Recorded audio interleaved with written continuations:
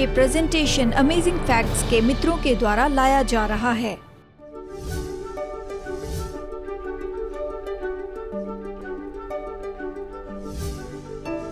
परमेश्वर आपको काफी अनुग्रह देता है कि आज की समस्याओं से निपट ले। जीवन में समस्याएं होती हैं। परमेश्वर परीक्षाओं का उपयोग करता है कि हमें सिखाते चले जाए। खैर, ये तो हाँ, बाइबल का सामान्य विषय है कि लोग जिस तरह की चिंता और परेशानी रखते हैं उसके बारे में बताएं। यीशु ने पहाड़ी उपदेश के समय में इसके बारे में कहा। मत्ती अध्याय 6 में यीशु ने कहा, अतः कल की चिंता न करो, क्योंकि कल का दिन अपनी चिंता आप कर लेगा। वो आगे देता है कि हम चिंता न करें। चिंता जिंदगी की ताकतों को खत्म करती है। चिंता हमारे आनंद को लूट लेती है। किसी ने कहा, चिंता कल की मुश्किलों को आज में लेकर आती है। परमेश्वर आपको कल की मुश्किलों के लिए अनुग्रह नहीं देता है, वो आज की मुश्किलों के लिए देता है। चिंता आने वाले कल में से दुखों को दूर नहीं निकालती है, और वो कल के दुख को निकाल कर आज में लेकर आती है, और कल के दुख से निपटने के लिए आपको तैयार नहीं रखती है। और ये तो बस घटते जाना है। और जानते हैं, कुछ समय पहले मैं एक खबर पढ़ रहा था। बहुत से लोग उत्तरी कैलिफोर्निया के, आप जानते हैं, पिछले साल ओकलैंड में बड़ी आग लग गई थी और वहाँ 36 लोग मर गए थे, वहाँ ओकलैंड के वेयरहाउस की आग में। और बाद में अधिकारियों ने जाना कि ये आग शायद हो सकती है इसलिए लगी हो कि वहाँ पर ओवरलोड सर्किट हुआ था। यानी उस ब्रेकर में ऐसी बहुत सी बातें जोड़ दी थी जो कि केवल कुछ ही एम्प के संभालने के लायक था।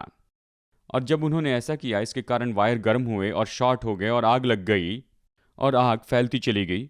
बाहर निकलने का रास्ता नीचे से था और बहुत से लोग वहाँ पर थे, इसलिए बहुत से लोग ऊपर में ऐसे धुएं में फंस गए और मर गए, और बहुत सी मृत्यु और बहुत सा नुकसान हुआ ओवरलोडेड सर्किट से। जब आप अपना बहुत सा समय बिताते हैं चिंता करने में, कल की चिंता करते हैं, अगले हफ्ते की चिंता और अगले महीने की चिंता करते हैं, एक के ऊपर एक सारी चीज़ें रखते हैं, तो ट्रक को ओवरलोड करते हैं, टायर फट जाते हैं और सर्किट पर ओवरलोड होता है, जल जाता है। और परमेश्वर ने हमें इस तरह से नहीं बनाया है। और इसलिए चिंता के बारे में कहते हुए यीशु ने कहा, उसने कहा कि आज के लिए आज ही का दुख बहुत है। ये तो अभी पुरानी भाषा में कहना है। सरल शब्दों में परमेश्वर आज की समस्याओं से निपटने के लिए आपको अनुग्रह देता है। जिंदगी में समस्याएं तो होती हैं, बाइबल इसके बारे में बहुत ही स्पष्ट बताती है। परमेश्वर परीक्षाओं का उपयोग करता है कि हमें परखें और हमें सिखाएं। आप अय्यूब अध्याय 5 वचन 7 में पढ़ सकते हैं, जैसे चिंगारियां ऊपर ही ऊपर को उड़ जाती है, वैसे ही मनुष्य कष्ट भोगने के लिए उत्पन्न हुआ है। और फिर यहाँ प्रेरित 14:22 में पौलुस कहता है, चेलों के मन को स्थिर करते रहे और ये उपदेश देते थे कि विश्वास में बने रहो, और ये कहते थे, हमें बड़े क्लेश उठाकर परमेश्वर के राज्य में प्रवेश करना होगा। क्लेश यानी यहाँ पर परेशानी के लिए शब्द है, यानी परेशानी के द्वारा हम राज्य में प्रवेश करेंगे। समस्याएं होगी, परेशानी होगी, लेकिन परमेश्वर नहीं चाहता है कि आप चिंता करें इन परेशानियों में। वो चाहता है कि हम उस पर, इन परेशानियों में भरोसा करें।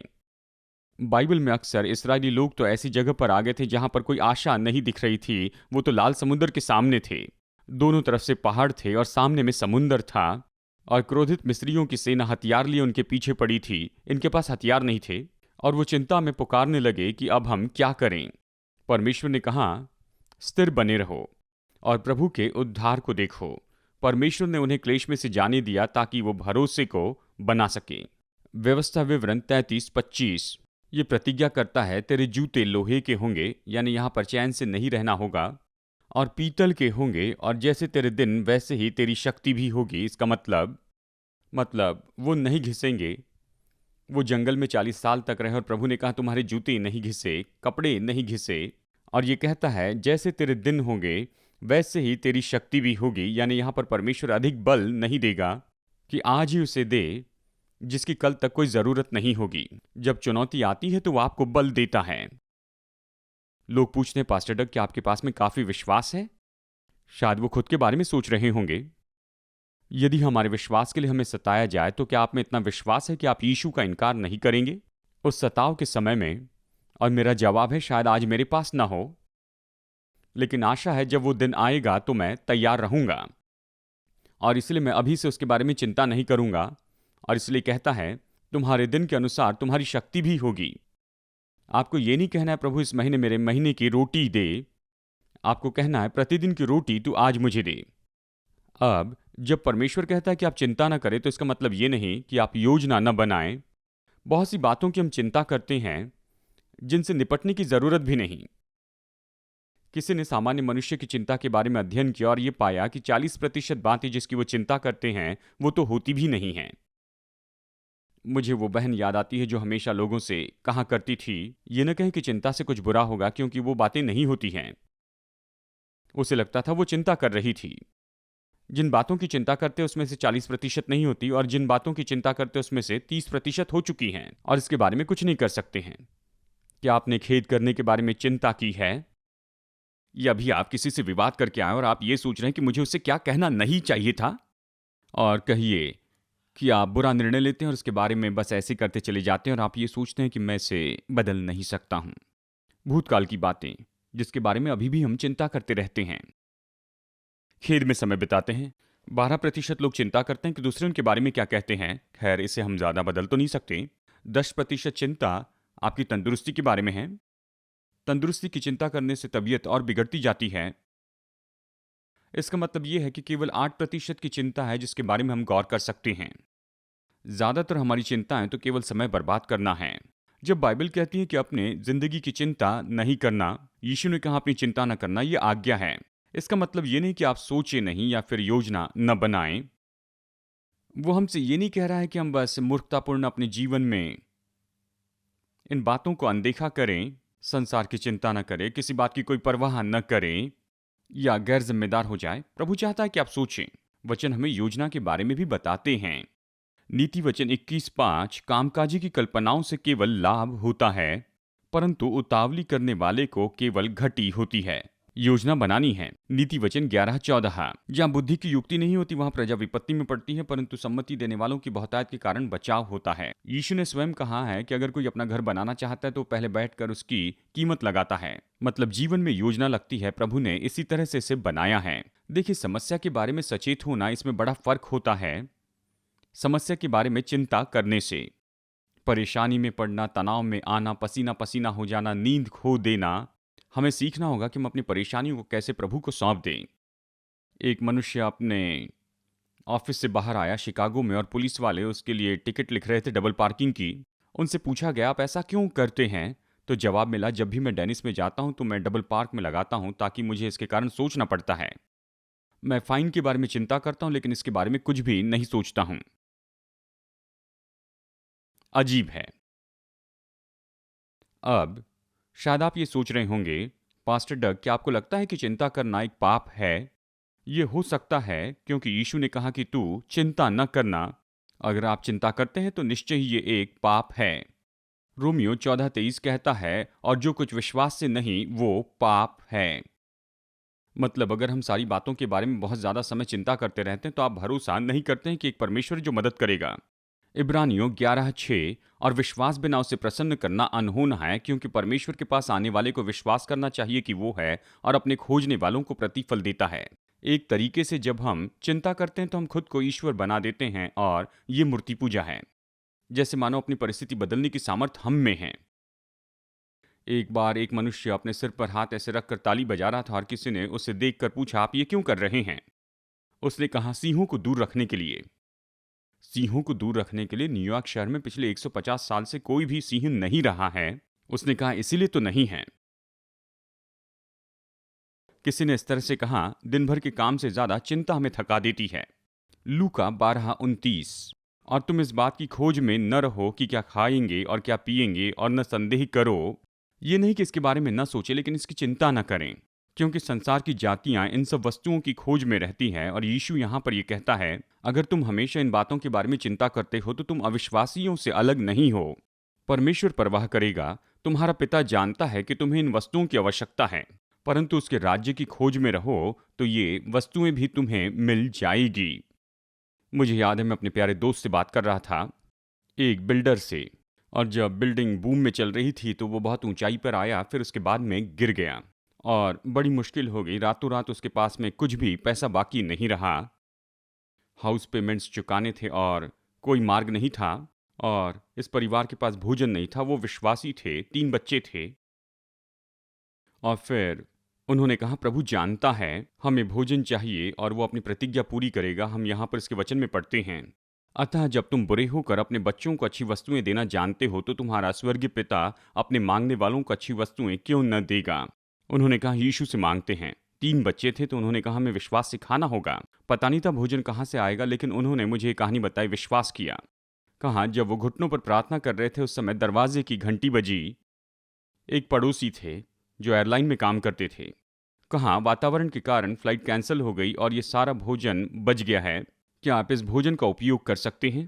पहले से तैयार किया गया भोजन। उन्होंने कहा, एयरलाइन का भोजन हमने किया और कई दिनों तक उनके पास ये भोजन वस्तु रही। बच्चों के विश्वास के बारे में क्या सोचते हैं। उन्होंने देखा माता पिता भोजन के लिए प्रार्थना कर रहे थे, दरवाजे की घंटी बजी और भोजन आया। प्रभु ने मेरे लिए भी ऐसा किया है। मतलब वो तो चमत्कार था, परमेश्वर जरूरत पूरी करेगा ही। उसने प्रेरितों को बाहर भेजा और कहा, जब तुम बाहर जाओ तो भोजन नहीं ले जाना, अपना बटुआ साथ नहीं लेना, अपना क्रेडिट कार्ड नहीं ले जाना। ऐसे तो नहीं कहा, लेकिन ये विचार था, कुछ अतिरिक्त लेकर नहीं जाना। मुझ पर भरोसा रखकर जाओ, जिस किसी घर में तुम जाओगे उस पर आशीष कहना और वो तुम्हारी देखभाल करेंगे। और खैर, ये तो उन दिनों में उनके लिए पहुनाई का ही एक भाग था। यानी चिंता आपकी गवाही के विरुद्ध में है। ओसवाल्ड चैम्बर्स ने कहा, जब हम चिंता करते हैं, ये हमारी सोच को दर्शाता है कि परमेश्वर हमारी परवाह नहीं कर सकता। बहुत से लोगों के पास जो नहीं उसकी चिंता करते हैं, लेकिन कुछ लोग जो उनके पास है उसकी चिंता करते रहते हैं। हम जानते लोगों को चिंता है कि उनके पास में ज़्यादा नहीं है, पर बहुत से लोग इस बात की चिंता करते हैं क्योंकि उनके पास बहुत है। बेन फ्रैंकलिन ने कहा कि ज़रूरतमंद लोगों से बढ़कर जिनके पास बहुतायत है वो उसे नाश करती है। यानी आप दोनों तरह से चिंता कर सकते हैं। कहीं मत जाइए दोस्तों, कुछ ही पल में आज के बाकी प्रेजेंटेशन के लिए हम लौट कर आ जाएंगे। ये सच है कि मसीह जीवन कभी एक जगह पर नहीं रहता है। आप एक तो आगे बढ़ रहे हैं या पीछे फिसल रहे हैं। क्या आप मसीह विश्वास में नए हैं और सोच रहे हैं कि आप कैसे परमेश्वर के और भी करीब आ सकते हैं, या फिर आप कई साल से विश्वासी बने हैं लेकिन ऐसे लगता है कि आप प्रभु के साथ चलने में एक जगह पर रुके हैं। शायद ये सोच रहे हैं कि मसीह के मार्ग में आगे बढ़ने के लिए आप शायद कुछ कर सकते हैं कि आप बढ़ते जाएं। अमेजिंग फैक्ट आपके हाथों में ऐसा कुछ देना चाहते हैं जो कि सच में फर्क लेकर आ जाएं। हम आपको अद्भुत किताब भेजना चाहते हैं जिसका नाम है स्टेप्स टू क्राइस्ट। ये 13 सामर्थी अध्याय ये आपको एक अद्भुत यात्रा में ले जाएंगे मसीह उन्नति के महत्वपूर्ण भागों में। जब भी मैं ये बेस्ट सेलिंग बुक पढ़ता हूँ, ये मुझे प्रभु के करीब लाती है। हिचकिचाइए नहीं, अभी फोन करके अपनी फ्री कॉपी मंगवाइए और बाद में आप मुझे धन्यवाद देंगे। फ्री कॉपी मंगवाने के लिए स्क्रीन के नंबर पर फोन कीजिए और ऑफर नंबर 269 मंगवाइए या वेब एड्रेस पर जाइए और इस अद्भुत स्रोत को पढ़ने के बाद में इसे अपने दोस्तों को बताइए। तो चलिए आज के प्रेजेंटेशन में वापस चलते हैं और परमेश्वर के वचन से अद्भुत तथ्यों को सीखते हैं। जानते हैं, एक तरह की ये कहावत थी जिसे कम में जीना कहते हैं। क्या आपने इसके बारे में सुना है? और फिर वहाँ लोगों ने कहा कि वातावरण के कारण हमने बहुत सा कार्बन उत्पन्न किया है और हमें कार्बन अभी घटाते जाना होगा और हमें लगता है हमें कम में जीना होगा। मुझे लगता है इसके पीछे कारण ये है कि गिनती ये कहती है, लेकिन पिछले लगभग 45 साल से 1973 से सामान्य अमेरिकन लोगों का जो घर है वो तो 1000 स्क्वायर फीट से बहुत बढ़ गया है, जबकि पिछले 45 साल में उस घर में रहने वाले लोगों की संख्या तो घटती चली गई है। 3.1 लोग रहने के बजाय वहाँ पर 2.5 लोग रहते हैं, यानी कम लोग बड़े घर में रहते हैं और वो घर तो बहुत सी चीज़ों से भरे हुए हैं। ये सच है ना? हमारे ऐसे मित्र हैं जिनके गराज में 2 कार पार्क कर सकते हैं, लेकिन 2 कार उनकी बाहर पार्क की होती हैं। हमारी कार नहीं, हमारी कार गराज में रहती, लेकिन आपने इस तरह के लोग देखे हैं। यीशु ने इस तरह से कहा कि किसी का जीवन उसकी संपत्ति के बहुतायत से नहीं होता है। जानते ये बात हंसने लायक होती है जब लोग कहते हैं कि हम कार्बन को घटाएंगे और इसके लिए हम जाकर एक छोटे छोटे घर में रहेंगे, और फिर वो ये प्रोग्राम बताते हैं कि कैसे उन्होंने खुद के लिए एक छोटा घर बनाया है और वो जगह बचाने के लिए हर तरह की कोशिश करते जाते हैं और वो बहुत ही क्रिएटिव होते हैं। और कई बार मैं तो कैरन की बिल्कुल साथ में ही रहता हूँ। ये बहुत ही अजीब होता है जब वो पहली बार अपने उस छोटे से घर को दिखाते हैं तो आगे बढ़कर कहते हैं, ओ ये तो बहुत ही छोटा है। मतलब आपने कहा था आपको यही चाहिए। जीवन का नियम है, आपके पास जितनी जगह है आप उसे भर देंगे। बड़े घर में जाइए, कुछ साल रुकिए और देखिए क्या होता है। आपके पास जितनी जगह है आप उसे भर देंगे। अगर आप अमेरिका में रहते हैं तो अतिरिक्त जगह किराए पर ले लेंगे, उन चीज़ों को भर देते हैं, फिर उन चीज़ों की चिंता करने लगते हैं और आप मिशन ट्रिप पर नहीं जा सकते हैं क्योंकि आपकी चीज़ों की देखभाल कौन करेगा। सच कहा ना, आप अपनी चीज़ों के गुलाम हो सकते हैं और आप अपने वीकेंड को अपने पड़ोसियों के साथ में बाइबल स्टडी में बिताते हैं और अपनी चीज़ों को ऑयल लगाते रहते हैं और घास काटते रहते हैं। अचानक सब लोग चुप बैठ गए हैं। लूका 8:14। यीशु ने कहा, अब कुछ बीज झाड़ियों में गिर गए। ये वे हैं जो सुनते हैं पर आगे चलकर चिंता और धन और जीवन के सुख विलास में फंस जाते हैं। हमने देखा वरी शब्द का मतलब क्या है। ये तो वर्धन शब्द से आया है। ये प्राचीन शब्द है, इसका मतलब दबाकर रख देना है। और कई बार तो ये बात सच है कि ये चीज़ें हमें दबाकर रख देती हैं, हमारी चिंताएं और परेशानियां। पहला तिमोथी 6। पर संतोष सहित भक्ति बड़ी कमाई है। अगर हम इसमें संतोष में रहते हैं और संतुष्ट होते हैं, छोटी बातों में सारी अतिरिक्त बातें अधिक होती हैं, क्योंकि न हम जगत में कुछ लाए हैं और न कुछ ले जा सकते हैं। यदि हमारे पास खाने और पहनने को हो तो इन्हीं पर संतोष करना चाहिए। पर जो धनी होना चाहते हैं वे ऐसी परीक्षा और फंदे और बहुत सी व्यर्थ और हानिकारक लालसाओं में फंसते हैं जो मनुष्य को बिगाड़ देती है और विनाश के समुद्र में डुबो देती है। क्योंकि रुपयों का लोभ सब प्रकार की बुराइयों की जड़ है। पैसा बुरा नहीं, उसका लोभ बुरा है, जिसे प्राप्त करने का प्रयत्न करते हुए बहुतों ने विश्वास से भटक कर अपने आप को नाना प्रकार के दुखों से छलनी बना दिया है। और इस बहुतायत के कारण जो दूसरी बहुत सी समस्याएं आती हैं, बहुत से दुख उन्हें छिन बिछन कर देते हैं। चिंताएं यही करती हैं। खैर, मुझे माफ़ कीजिए, मैं संसार के गीत से ये आपको बता रहा हूँ। ये पुराना गीत है जो हिप्पी सॉन्ग क्रिस क्रिस्टोफर ने लिखा। नाम है मी और बॉबी मगी। और एक वाक्य कहता है, आज़ादी का मतलब है कि अभी खोने के लिए और कुछ भी बाकी नहीं है। कुछ तरीके से ये बात सच है। और मुझे याद है, मैं अपनी बैग उठाता हूँ, सोचता हूँ कि आज मैं किस राज्य में चला जाऊंगा। कैरन और मैं किसी से मिले जब कुछ हफ्तों पहले हवाई में स्कूबा डाइविंग के लिए गए थे, और उन्होंने कहा जब मैं यात्रा करता हूं तो अपने साथ कुछ नहीं लेकर जाता, एक हैंडबैग लेकर जाता हूं। और उन्होंने आगे इस तरह से कहा, और उनके पास में एक पास है, और ज़्यादा तो कुछ नहीं बताया, लेकिन उनके पास में ऐसा पास है जो पूरे संसार में किसी भी एयरलाइन में जा सकते हैं। ये एक वर्ल्ड पास है, 1 साल में से पूरा करना है। वो अलग अलग देशों में जाते, अपने साथ में अपना टूथब्रश और कुछ छोटी चीज़ें ले जाते हैं। वो अच्छे फोटोग्राफर थे, काम करते थे। मतलब वो तो देखिए, मुझे इस बात में विचार आया कि वो इतनी कम चीज़ें लेके पूरे संसार में यात्रा करते हैं और बहुत ही अच्छी अच्छी जगह पर गए थे, उसके बारे में हमें बताते हैं। मैं अपने साथ कुछ नहीं ले जाता, वहाँ पर जाकर वहाँ का भोजन खरीदता हूँ, वहाँ कपड़े खरीद सकता हूँ। कहते मुझे कोई चिंता नहीं है। खैर, कुछ भी हो, मैंने आपको ये बताना चाहा। लोगों को लगता है बहुत कुछ लेने पर खुशी आएगी, पर यह सच नहीं है। ज़्यादा चीज़ों से आप ज़्यादा कीमती नहीं होते, ये मनगढ़ंत है। ज़्यादा चीज़ों से आप ज़्यादा विख्यात नहीं होते, ये एक और बात है। लोग आपसे जलन रखते हैं। ज़्यादा चीज़ों से आप सुरक्षित नहीं होते हैं। ज़्यादा वस्तुएं ज़्यादा संतोष लाएगी, जो है उसके कारण आप संतोष में नहीं रहते हैं, तो ज़्यादा से ज़्यादा संतोष नहीं आएगा, क्योंकि आपको पता चलेगा आपके पास कुछ नहीं और संतोष में नहीं रहेंगे। या पड़ोसी के पास वो होगा जो आपके पास नहीं है। पहला तिमोथी 6:8। यदि हमारे पास खाने और पहनने को हो तो उन्हीं पर संतोष करना चाहिए। दूसरा कुरिन्थियों 9:8। परमेश्वर सब प्रकार का अनुग्रह तुम्हें बहुतायत से दे सकता है, जिससे हर बात में और हर समय सब कुछ जो तुम्हें आवश्यक हो तुम्हारे पास रहे, कि हर एक भले काम के लिए तुम्हारे पास बहुत कुछ हो। आपको प्रभु के काम के लिए जो कुछ भी चाहिए परमेश्वर उसे दे सकता है। परमेश्वर अपने कामों के लिए आपको संसार में भेजकर आपकी ज़रूरतों को अधूरा नहीं रखेगा। परमेश्वर आपकी ज़रूरतों को जानता है। अब चिंता न करने के बारे में ये सब कुछ कहने पर अब कुछ समय हमें चिंता करनी चाहिए। जी, हर समय जब भी प्रभु प्रतिज्ञाओं के बारे में कहता है और कहता है कि चिंता न करो, उनसे कहता है जिन्होंने उसे स्वीकार किया। अगर आपने उसे स्वीकार नहीं किया तो चिंता करनी होगी, क्योंकि चिंता करने के लिए बड़ी बात है। इब्रानियों 10:26। क्योंकि सच्चाई की पहचान प्राप्त करने के बाद यदि हम जानबूझकर पाप करते रहें तो पापों के लिए फिर कोई बलिदान बाकी नहीं।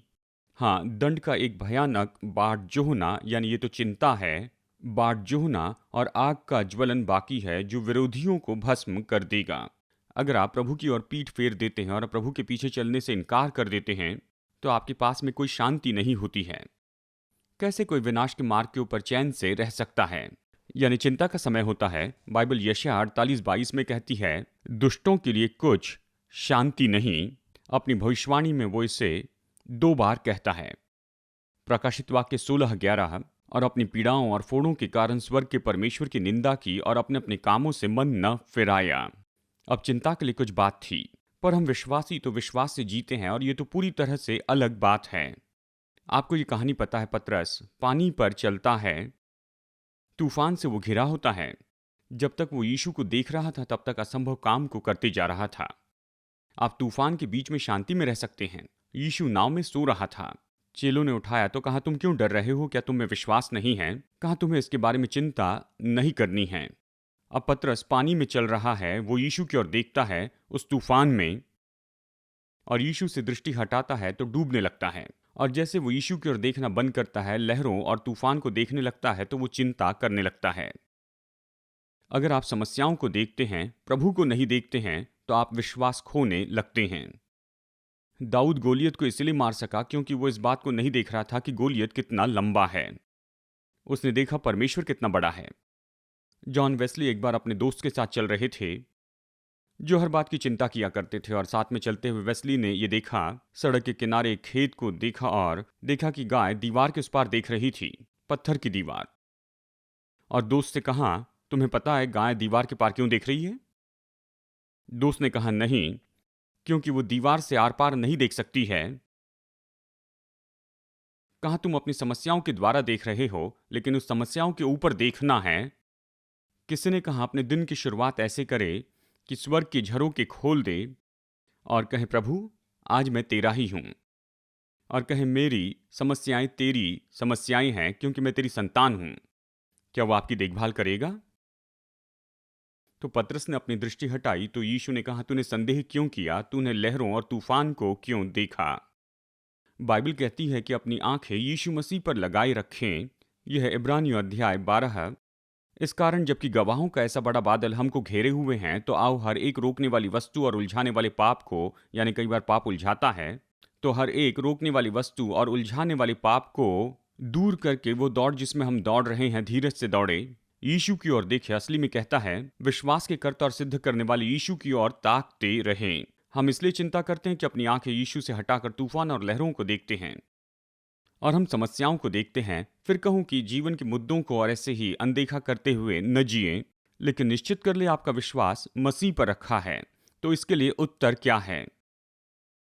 पौलुस और सिलास तो जेल में थे, हर तरह से चिंता करने का मौका था। वो जेल में थे, उन्हें पता नहीं था कि कितने समय तक वो जेल में रहेंगे, लेकिन जेल में रहते हुए वो परमेश्वर की ओर मुड़े, प्रभु की प्रतिज्ञा कहने लगे और गाने लगे। क्या आपने चिंता के समय खुशी के गीत गाए हैं? एक तो आप उस गीत पर क्रोधित होंगे ये वो आपकी मनोदशा बदल देगा। सुलेमान ने कहा, जब कोई दुखी दिल से गीत गाता है तो ये विनेगर जैसे होता है। लेकिन आप जानते हैं, जब आप गीत गाने लगते हैं, प्रभु की स्तुति करते, तो गीत आपको उससे बाहर निकाल सकते हैं। पौलुस और सिलास ने यही किया। क्या आप जानते हैं, जब वो गाने लगे तो क्या उनकी परिस्थिति बदल गई? भूकंप आया, सांखलें टूटी, द्वार खुला। गीत गाने पर उनकी समस्या इतनी जल्दी हल हो गई। मतलब कौन कहेगा प्रभु भूकंप भेजकर मेरी समस्या हल करेगा? भूकंप से तो समस्याएं होती है। अवश्य ही जवाब तो यही है। बाइबल कहती है कि परमेश्वर के राज्य और उसकी धार्मिकता को पहले खोजते जाओ, और ये सारी चीजें तुम्हें दे दी जाएगी। चाहे ज्यादा हो या कम हो, परमेश्वर आपकी इन सारी समस्याओं से निपट लेगा अगर आप पहले उसके राज्य को खोजते हैं। अगर हम यीशु को देखते चले जाएं, क्या वो चिंता करता है? आपकी समस्याओं की चिंता करता है? अगर आप उसकी संतान हैं, वो चिंता नहीं करता, तो आप क्यों करते हैं? मुझे याद है, मैंने सुना एक व्यापारी एक समय एक हवाई जहाज में चढ़ता है, और उस हवाई जहाज में जो आखिरी व्यक्ति चढ़ता है वो तो बस एक छोटा 7 या 8 साल का बच्चा था, जो तलाकशुदा माता पिता के बीच में यात्रा कर रहा था। पहली बार वो इनके बीच में बैठा और पहली बार हवाई जहाज में बैठा था। और फ्लाइट अटेंडेंट ने उसे इस व्यापारी के बाजू में बैठाया और ये व्यापारी बता सकता था कि ये लड़का बहुत ही परेशान हो गया था। और वो केवल अकेला ही नहीं था, लेकिन ये उसकी पहली बार की हवाई यात्रा थी। और जैसे उसके इंजन शुरू हो गए थे, उसने टेक ऑफ के पहले देखा कि इस लड़के के हाथ तो बिल्कुल सफ़ेद हो चुके थे। उस लड़के ने व्यापारी की ओर देखकर कहा, ये बहुत ही अद्भुत है, इसमें मुझे बहुत मज़ा आएगा। और उसे मुस्कुराते हुए देखकर और थोड़ा उत्साह दिखाते हुए उसने कहा, हाँ ये तो मज़े की बात है। और वो थोड़ा आराम करने लगा।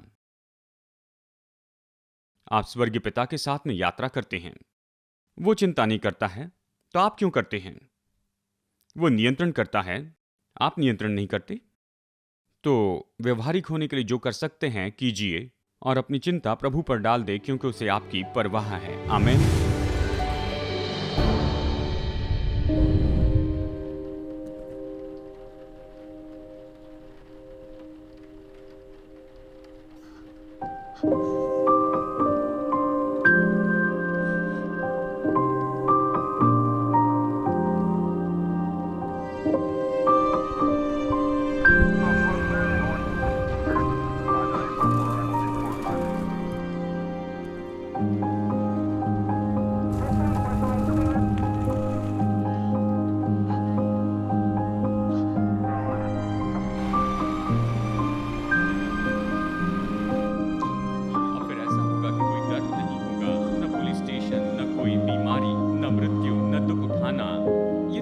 बात है दोस्तों, हमारे संसार का ये दुख तो परमेश्वर की योजना के अनुसार नहीं था।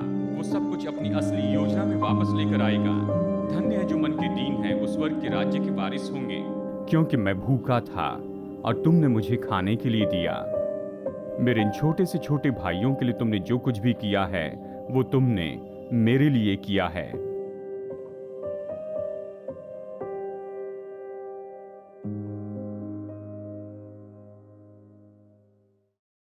क्या आप जानते हैं अमेजिंग फैक्ट्स का फ्री बाइबल स्कूल भी है, जिसे आप अपने घर की सुविधाओं में रहते हुए कर सकते हैं। ये 27 सुंदर विवरण दिए गए पाठ हैं जो आपको प्रभु वचन का अध्ययन करने में मदद करेंगे। ये इंग्लिश, हिंदी, तमिल और तेलुगु भाषा में उपलब्ध हैं। तो इस फ्री बाइबल स्टडी कोर्स के लिए आज ही साइन अप कीजिए। तो आज ही एनरोल करने के लिए विजिट कीजिए biblestudy.aftv.in पर। 50 साल से भी ज्यादा समय से अमेजिंग फैक्ट्स बाइबल की सच्चाई को पूरे संसार में बता रहे हैं। यीशु की आज्ञा है कि हम प्रचार करें, हर देश में, हर जाति में, हर भाषा में प्रचार करें। आपकी प्रार्थना और सहायता के लिए धन्यवाद।